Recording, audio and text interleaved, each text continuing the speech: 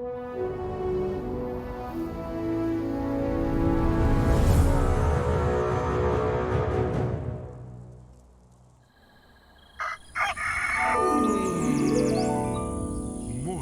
with Max.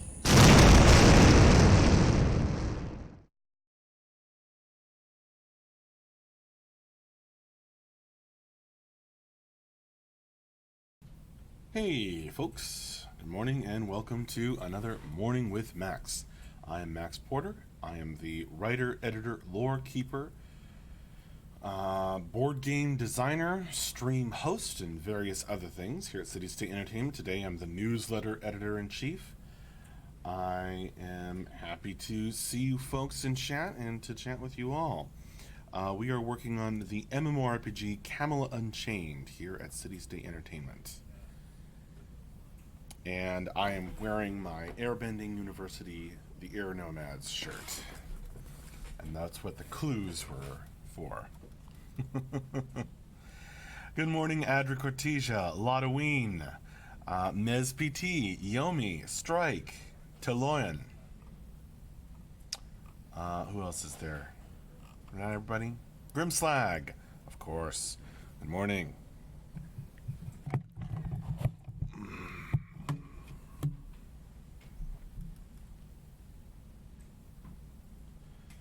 Oh, there's a Netflix Last Airbender Netflix series. Okay. I think I just said Netflix twice. The Last Airbender Netflix series slated for 2020. Cool. That might be awesome.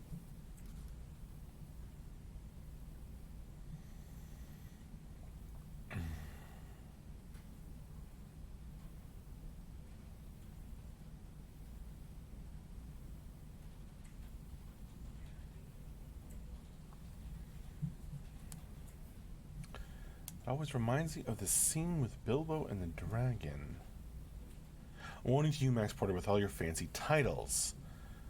Are they fancy? I feel like that's just, 40% of the jobs that I do here. Reminds me of the scene with Bilbo and the dragon. Renames all his titles too. Like Barrel Rider, which gets him in a lot of trouble. Hopefully my titles will not be as accidentally and dangerously revealing as Barrel Rider. So Max recently got this idea for a D&D campaign, so to speak, that I'm trying to organize for this weekend with a couple of friends. Awesome, Yomi. I hope that goes super well.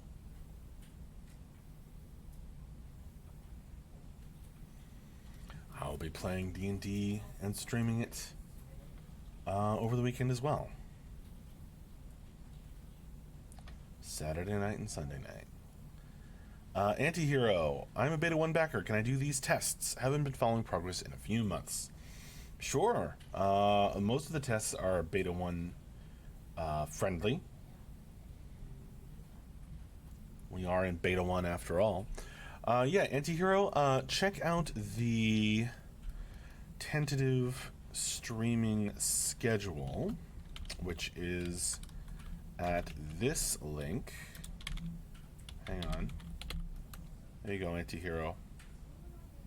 Did it work? Oh no, did I say streaming schedule? I need the testing schedule. Max needs his coffee. I haven't had any coffee this morning. I need some coffee. No coffee. Testing schedule. If Max beats Smaug, will he become Max? No, you have to fall in battle to a Balrog. You have to defeat a Balrog to become the next level of wizard. But see, I'm not really Max the Gray. I don't know what my color would be. What would your wizard color be? Since they're color-coded in Lord of the Rings. Who is stronger, a Balrog or Smaug? Well, I'm just going to say that the Balrog took Gandalf pretty much dying and coming back to life, slashing and cutting with his magical sword as they fell down a pit together, and then even down there, the Balrog had to smote his anger upon the mountainside. So, and Smaug was killed by an arrow. One arrow. It's a special lucky arrow, but still. I don't know what he does in the movies. I haven't seen that one. Not interested. But Smaug is canonically slain by one arrow. Just a very, very good shot. Very well placed arrow, but still, one arrow. I'd say the Balrog has a few levels on Smaug.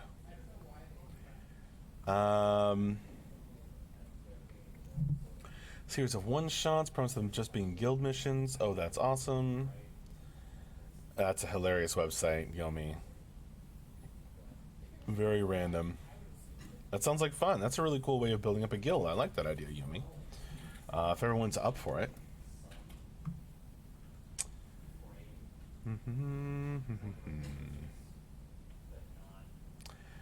Yeah, we try to announce them at a time. Usually they're announced, close to the last minute or a few days before. Every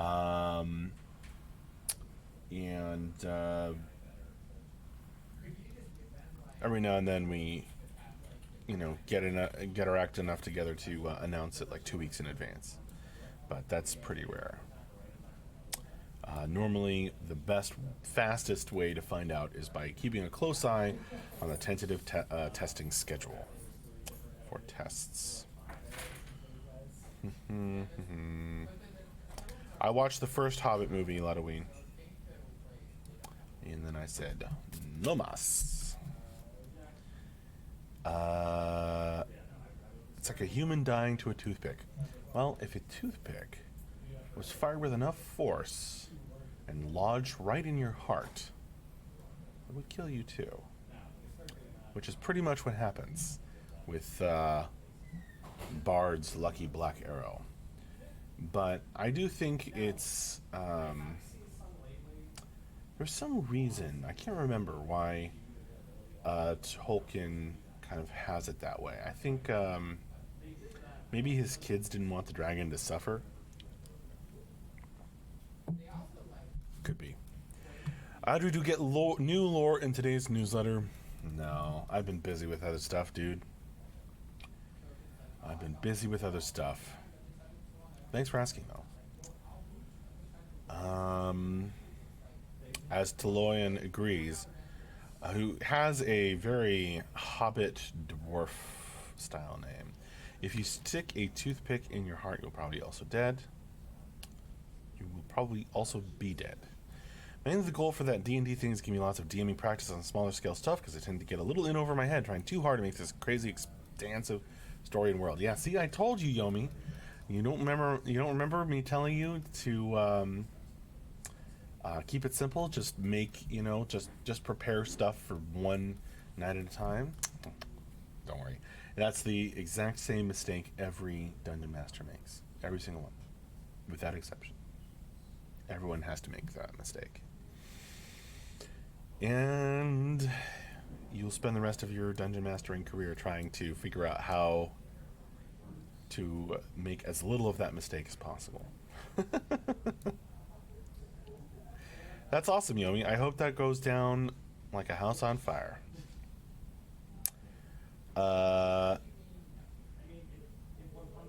Wow, the first one wasn't even that far off the books, comparatively speaking. True, Ludoween. It being far off the books, distance from the books isn't my criteria for a good movie. I think that if you are trying to make a book into a movie, there is a certain amount of value in staying true to the original work in case you lose the spark of what makes the original book good.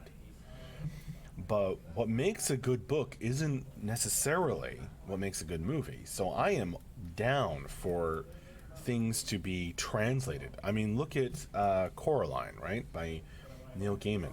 Book's great, has a whole bunch of stuff in it. The The movie that by Lanka Studios is a great movie. One of those spooky kids movies. Not really for kids, maybe kind of movies, but it only tells like really one story from the book, and that's all. That lets it breathe. That's good. You know, it's not about it's not just Halloween. It's not just about staying true to the book for me.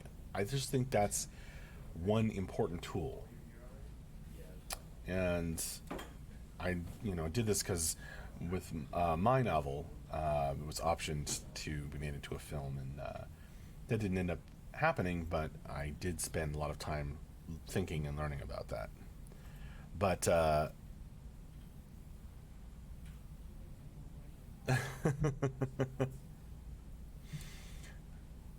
right, me. Well, Matt Mercer of Critical Role is an awesome dungeon master who's been doing it a long time.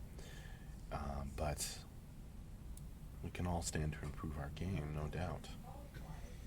And doing, it's like, what's that Eisenhower quote? Um,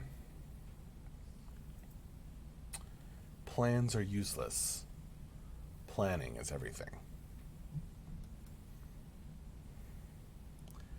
You've got to prepare to be extemporaneous, to make things up on the spot. You've got to be prepared.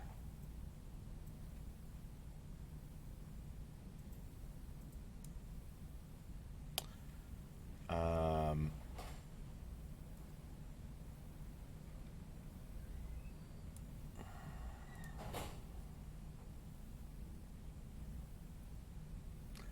that's an interesting theory, Grimslag. I don't really see that in that moment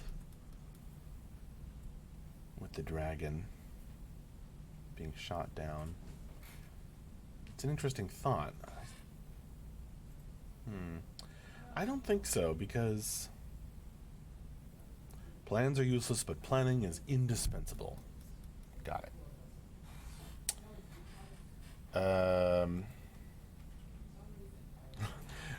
Me. Imagine peeking behind his DM screen, expecting a nice, neat, tidy set of notes.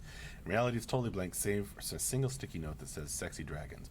Well, like any other dungeon master, Matt Mercer has he's shown his notes on his DM tips series. So, like any other dungeon master, he's got all kinds of things. One page for the adventure of the night, some pages of notes about the world, some pages just in case, lists of names. I am a big fan of tables of names and random stuff so that you can pull inspirational ideas from those things.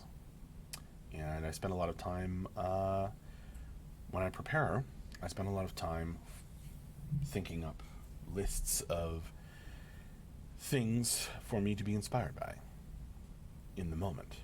So I can be asked the name of an NPC, glance over, pick a name, and that becomes their name. And a lot grows out of that choice.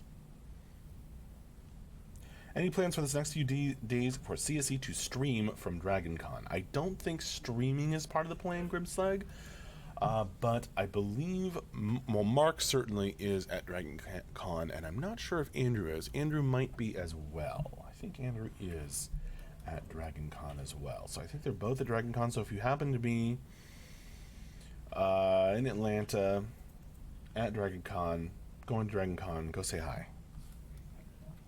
Max the Black. Or the Mike Tyson quote: everyone's got a plan until they get punched in the mouth by the player characters.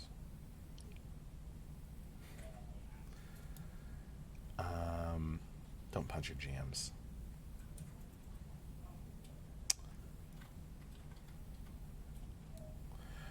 Something I was always careful to have when I tried to DM, just a random list of names in case a player is like, "What's that?" And I'm like, good, Yomi. Good job. That is part of the deep magic. I recently got a hold. My parents came to visit and brought some Dungeons and Dragons books. They had the 3.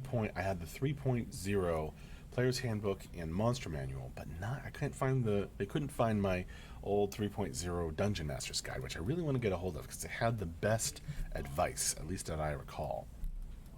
But they also brought back my notebook from when I first started playing D&D, age 14 or 15 or so. And it is just crammed with all my notes, just like a little paragraph about each location on my world map that I drew. And that is, oh man, you think that, yeah, I can't deal with the lighting. Every time I try to make it better, I make it worse. Anyway, my old notes, really cool gold mine of ideas from long ago. Cracks me up.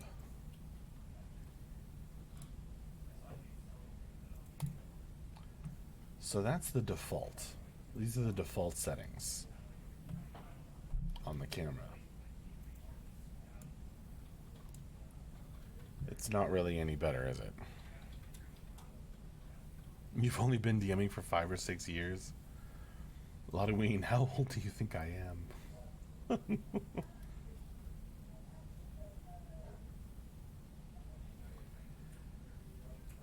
Actually, come to think of it,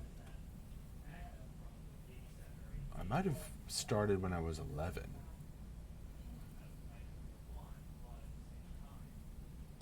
I don't really care about dating myself, so that's 21 years. Somebody get that? Thanks. AJ's getting it. Yomi, I wish you would come by my D&D stream with all these interesting questions.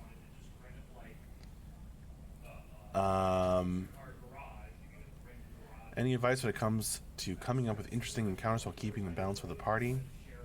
Any resources aside I should check to get better at gauging difficulty?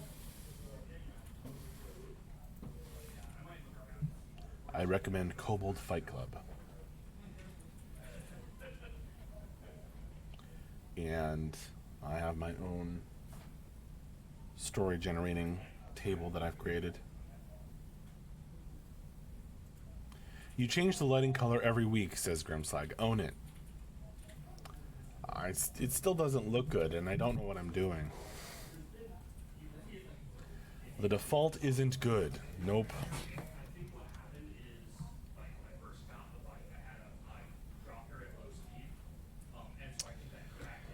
Yomi, honestly, that just comes with practice. It just comes with practice. Getting to the advantage of Dungeons and Dragons as opposed to a game like the board game that I'm working on, or Camelot Unchained or any other, computer game, is you don't have the luxury of playtesting ahead of time, but making it perfect ahead of time. You can't, and you shouldn't, but you have the advantage. You don't have to. You can adjust on the fly. And getting better at that is a key skill. And you get used to each new group of characters you play with, and you get used to the game in general. And you just get a sense of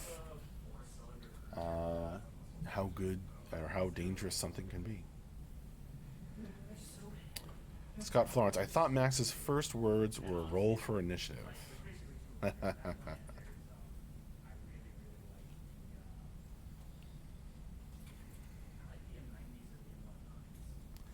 Thank you, Grimslag.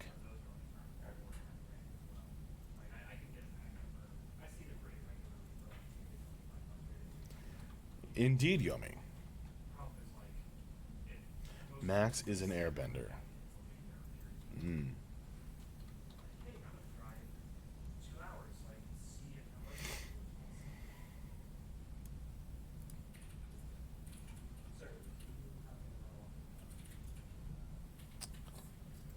Um, oh man, Yomi, you're asking me all these interesting questions.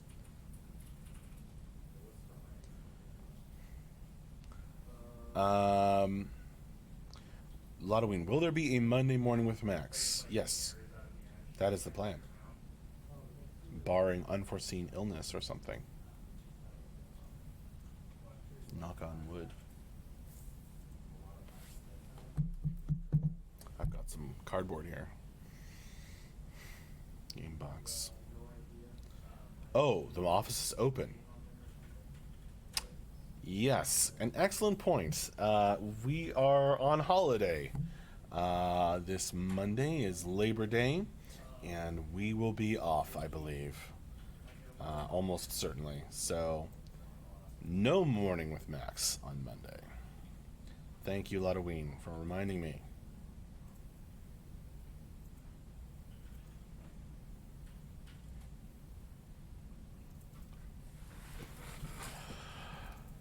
All right, Ms. PT. I'll happily do that for you.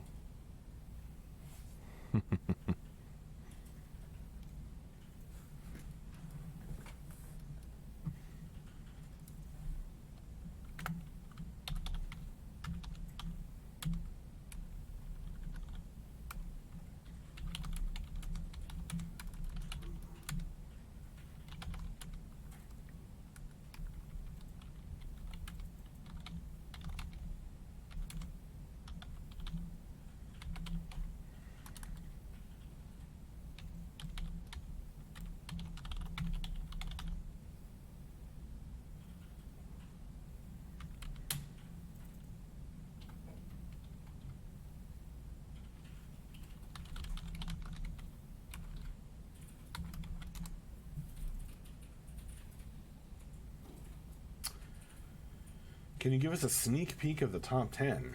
I mean, isn't the Q&A, the end of week wrap up and Q&A basically a sneak peek of the top 10 that's in the email?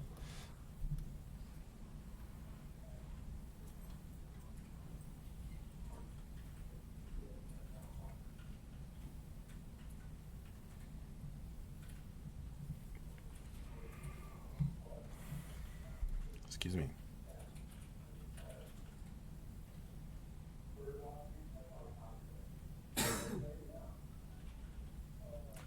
Right after this, I'm going to go get some coffee.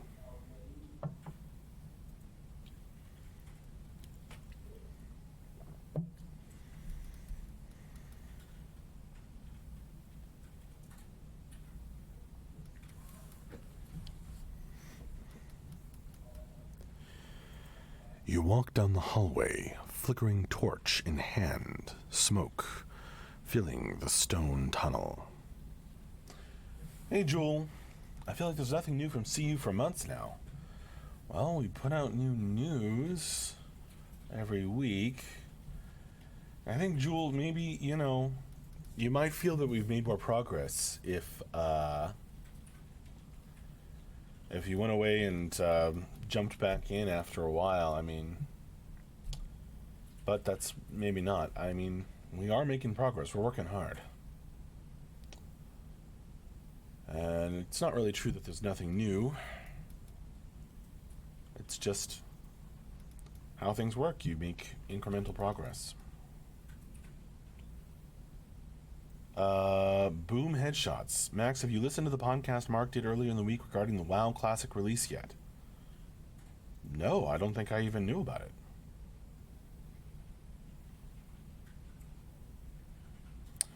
And apparently there's a Twitter video of Andrew at DragonCon. That sounds like fun, Strike. Andrew's Twitter is Evil Glee, I think, at Evil Glee. Get yourself some prompts for sound effects, like a fork and a brick, to make scraping stone sounds. Sure, why not?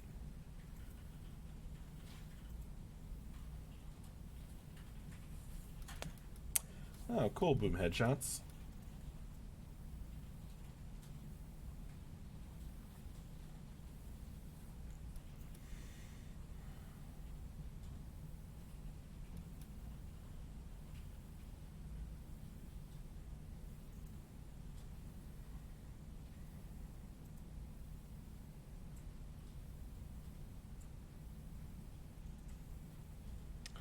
Cool, boom.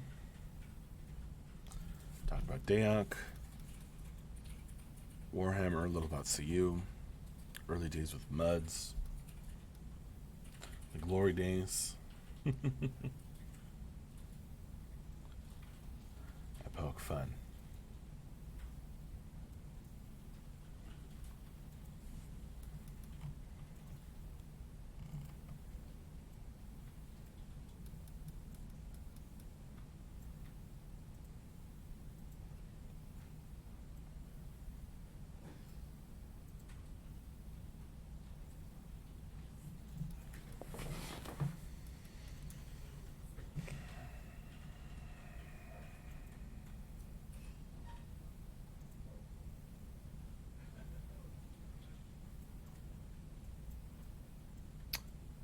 Can CU keeps have a text-based throne room for RP?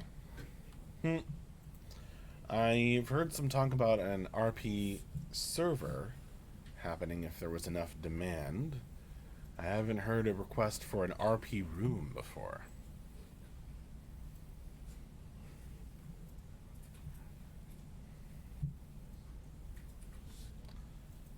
Oh yeah, sure, go for it, boom headshots.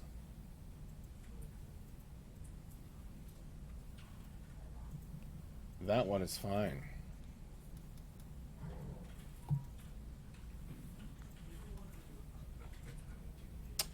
Alright, well, it is about time for me to wrap up this morning with Max. So, thank you all very, very much for joining me.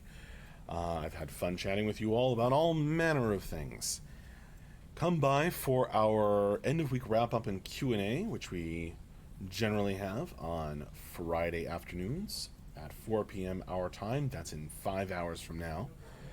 We will read the top 10-ish and answer questions.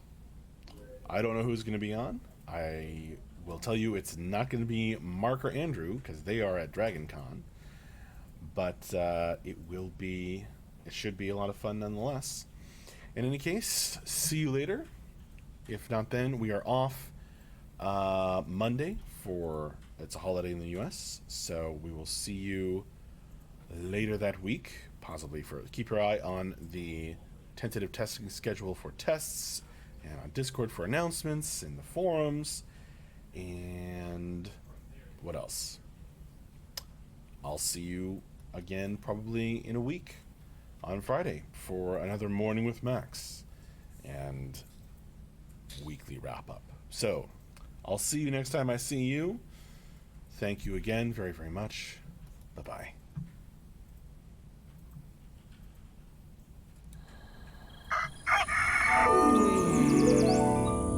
Morning with Max.